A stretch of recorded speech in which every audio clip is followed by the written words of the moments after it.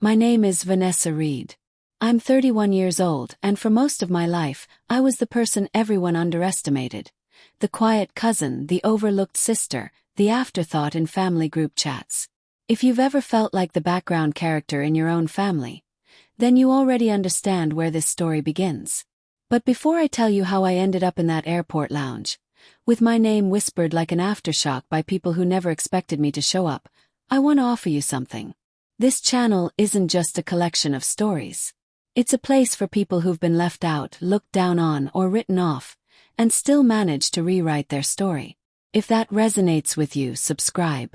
You'll get real, emotional stories every week. Not the kind that pretend life is easy, but the kind that remind you you're not alone, and you're stronger than they ever gave you credit for. Now let's go back to the beginning. The morning my family left for our cousin Caleb's wedding in Hawaii, I already knew what they'd said about me. I knew because they'd left the group text open, the one they didn't think I could see. My sister Miranda. Do you think she'll actually come? My Aunt Paula. We didn't even send her the formal invite. She's always too busy. Let's not make a big deal. And then my mother, casually cruel as ever. We didn't think she'd want to come anyway. It wasn't the first time. I'd been invisible to them for years. Since I chose a different path. Since I didn't become a teacher like Miranda or marry young like Jenna or stay close to home like my cousins who met up for Sunday brunches and posted curated family photos from pumpkin patches and lake weekends. I moved to Chicago. I started my own business. A digital consulting firm I'd built from my studio apartment with an old laptop, surviving on iced coffee and impossible deadlines. For the first 2 years, I didn't even tell them what I was doing. They assumed I was struggling.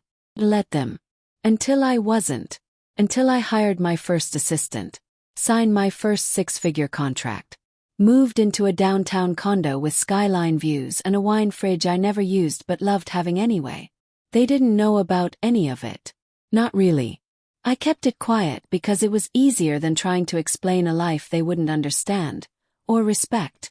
But something about that text. We didn't think she'd want to come anyway. Hit different. I stared at the words on my screen while my assistant, Maya, updated me on a client pitch scheduled for the following week. I must have gone silent because she looked up and said, "Everything okay?" I showed her the phone. She read it. Her lips pressed into a thin line. "Do you want to go?" Pause. "To the wedding?" "Yeah." I looked out the window of my office. Gray Chicago sky. People below with umbrellas. Caleb was my cousin, sure, but I hadn't seen him in over a year. He used to stick up for me at Thanksgiving dinners when the others mocked my weird career. He'd quietly refill my wine glass when I needed an escape. He mattered. "Book it," I said. "First class." We landed in Honolulu the morning before the wedding. Maya handled the details. Car service, hotel suite, garment bag with a navy blue dress I had custom fitted for the occasion. I told her not to tell anyone we were coming. I wanted to walk into the weekend like a mirror, reflecting everything they'd overlooked. But fate had other plans. As we entered the airport lounge to freshen up before heading to the resort, I heard voices behind the glass divider. Familiar ones. My mother. My sister Miranda. And Jenna. "She's not coming," Miranda was saying. "She doesn't even like us. She probably doesn't even know Caleb's getting married." Jenna laughed. And then my mother. "We didn't think she'd want to come anyway." Maya saw my face tighten. She leaned in, whispering, "You okay?" Smiled. "Better than ever." Then I stepped into view. My heels clicked softly on the polished floor. My dress was sharp, my hair pulled back in a low twist, and my assistant rolled my suitcase behind me like this was any other business trip. They saw me. First Jenna. Her eyes widened. Then Miranda, her jaw slack. And finally my mother, blinking as if she was seeing me for the first time in years. I stopped a few feet from them, smiled politely and said, "Hi. Didn't think I'd want to come." Their silence was delicious. And that was only the beginning. The car ride to the resort was quiet, except for Maya typing on her tablet, organizing emails for next week. I appreciated the silence. I needed it. I kept replaying their faces in my mind. Shock, discomfort, maybe a flicker of guilt.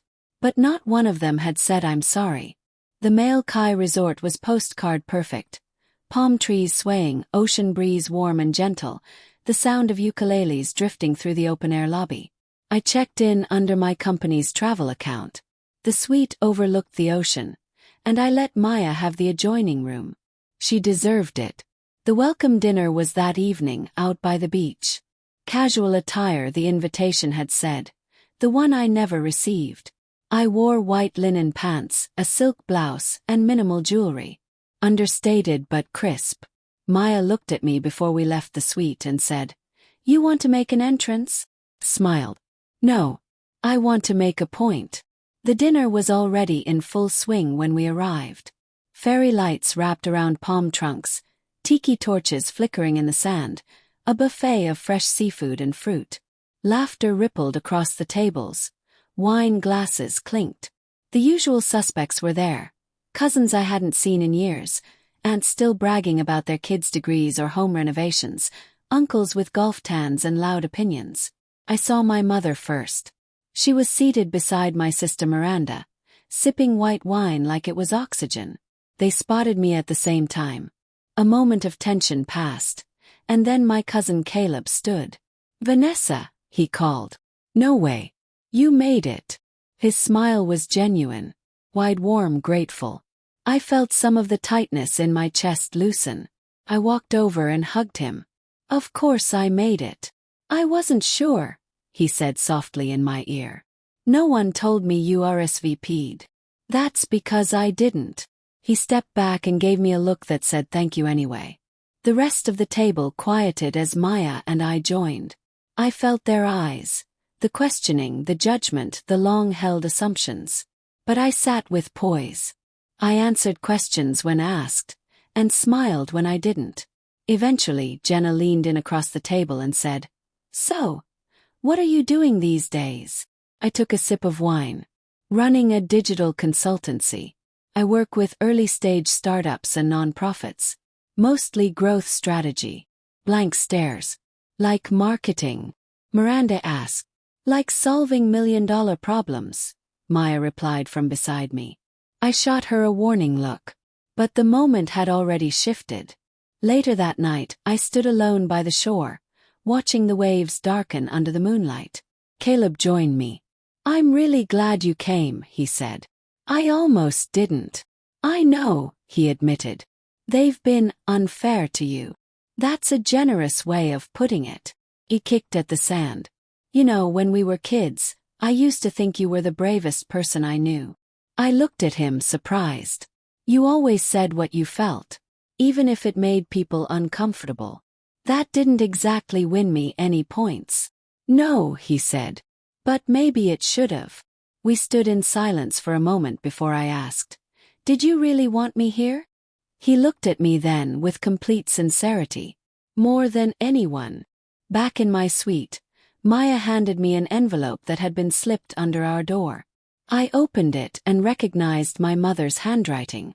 "Let's talk. Tomorrow. Just you and me, please." There was no signature. Just a room number. I sat on the edge of the bed and stared at the note for a long time. "Going?" Maya asked. "I don't know. But I already did. I knocked on her door just after sunrise. I'd barely slept. The ocean wind had rattled the balcony doors all night, and my thoughts had done the same inside my head. Still, I was calm when she opened the door. My mother, Margaret Reed, looked older than I remembered. The lines around her mouth were deeper. Her eyes held something between guilt and fatigue. "Come in," she said quietly. Her room was neat. Course it was. She was the type who folded her pajamas, even in hotels. A cup of black coffee sat untouched on the table by the window. The scent made something in my chest tighten. "I wasn't sure you'd come," she said. "Neither was I." We sat across from each other in silence for a moment. She clasped her hands in her lap. Waited. "I want to start with something simple," she said. "Thank you for coming. To the wedding. And to this. You didn't make it easy." She nodded. "No, I didn't. I studied her. The same hands that used to braid my hair before school. The same mouth that once told me I could be whatever I wanted, and later that I was too much. I saw the text, I said. The one about not thinking I'd want to come. Her face crumpled slightly. I was angry when I wrote that. That's not an excuse, it's just the truth. You've been angry for years. She looked down. Because you left. Because you didn't need us. And I didn't know how to feel about that. I did need you, I said. You just weren't there. She looked up surprised. I needed you when I signed the lease on that shoebox apartment. When I didn't get my first contract. When I cried alone in stairwells because I thought I'd made a mistake. My voice cracked but I kept going. But I didn't call. Because I knew what you'd say. I could already hear it. You did this to yourself. You should have chosen something safer. You should have stayed home. She swallowed hard. You're right. I didn't believe in what you were doing. And I hated that I didn't understand it. It scared me. You didn't have to understand it. You just had to show up. She closed her eyes. I failed you. The words stunned me. Not because they weren't true, but because I'd never expected her to say them. I thought I was being strong, she continued. But I was just being stubborn. Then. You've built something incredible, Vanessa. And I didn't see it. I didn't want to. My throat tightened. Why are you telling me this now? Because watching you walk into that lounge. It reminded me of the little girl who used to walk into birthday parties without waiting for anyone to notice her. You were always brave. And I didn't know how to mother that. I stared at her. She leaned forward. I'm not asking for a reset. I know we don't get to go back. But I would like to try again.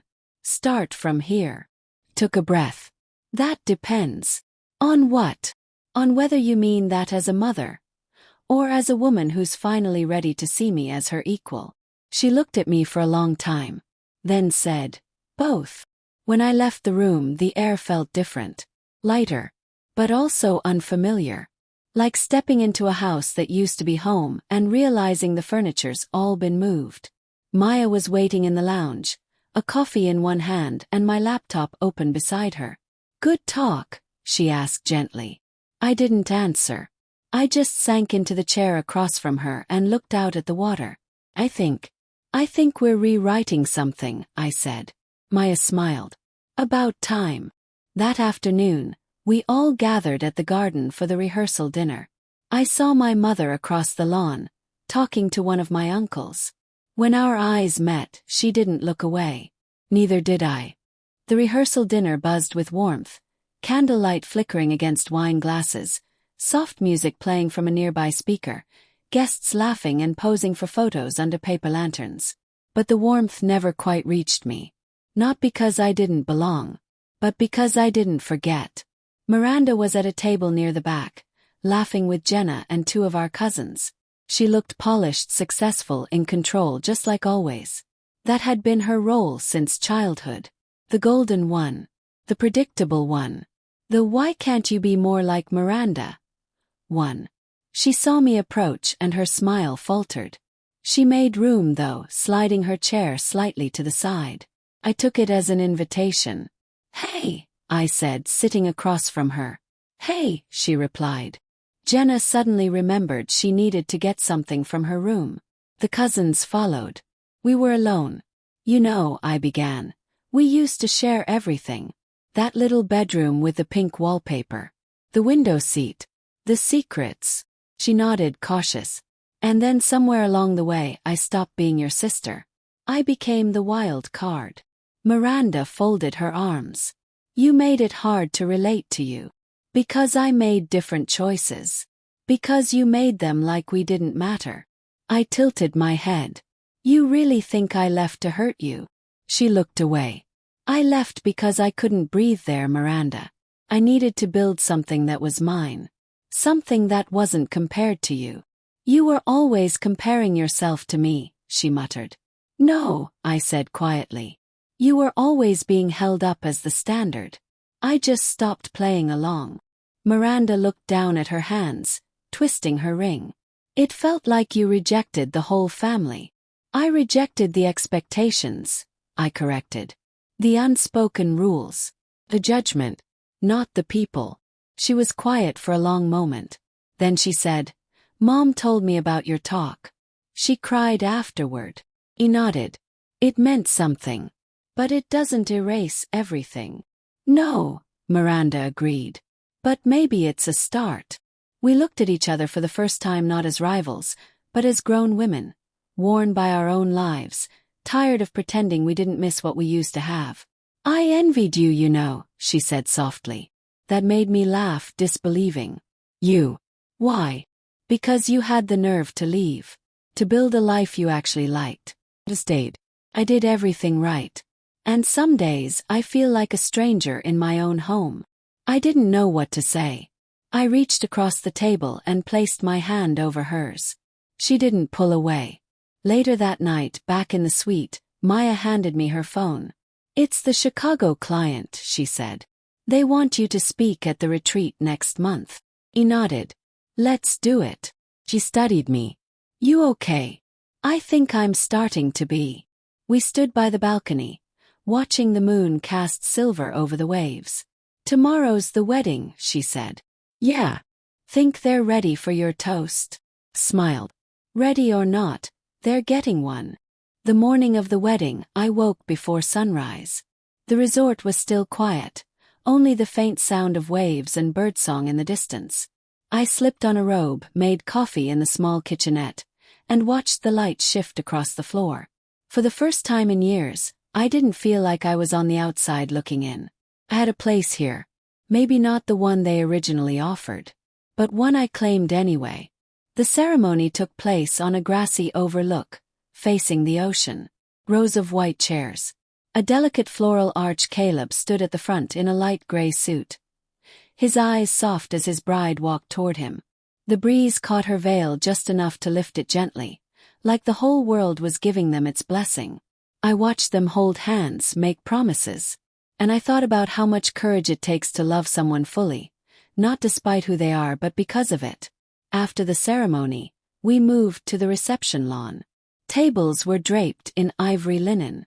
String lights glowed overhead. People danced barefoot in the grass. Glasses clinked. Laughter warmed the air. Then the microphone was passed around. Toasts were made. From siblings, from friends, from slightly drunk uncles. Eventually it landed in my hands. Caleb nodded at me from across the table. Miranda met my eyes and gave a subtle, almost shy smile. My mother sat still, watching me like I was a daughter she was finally meeting for the second time. I stood. I took a deep breath. And then I spoke. I wasn't supposed to be here. At least that's what I thought. Families are complicated. Some of us grow up surrounded by them but still feel invisible. Some of us leave to find ourselves, and spend years wondering if we're allowed to come back. This week reminded me of something I'd forgotten. The door doesn't have to be open for you to walk through it. Sometimes you push it open yourself. Sometimes you show up anyway. Even if they didn't think you would. Even if they didn't want you to. Even if they thought you had nothing to say. The truth is, I did have something to say. I just didn't think anyone wanted to hear it. But today I'm saying it anyway. To Caleb and his wife. You reminded me that family isn't just who shares your name, but who chooses you. Every day. To the people in this room, thank you for listening. Even if it took a while. To those who made space for me, I see you. And to those who didn't, I still came. Because I've spent enough years waiting to be invited.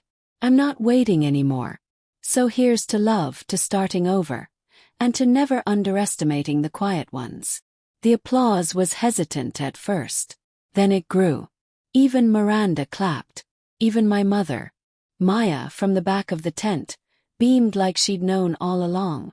Later that night, my mother found me under the palm trees near the back of the venue. I don't know how to say this, she said. But I'm proud of you. It wasn't grand. It wasn't dramatic. But it was something I'd wanted my whole life. And now that I had it, I realized I didn't need it to be whole. Still, it was nice to hear. We flew home the next day. On the plane, Maya asked, Do you feel like you got what you came for? I looked out at the clouds, smiled, and said, No. She raised an eyebrow. I got more.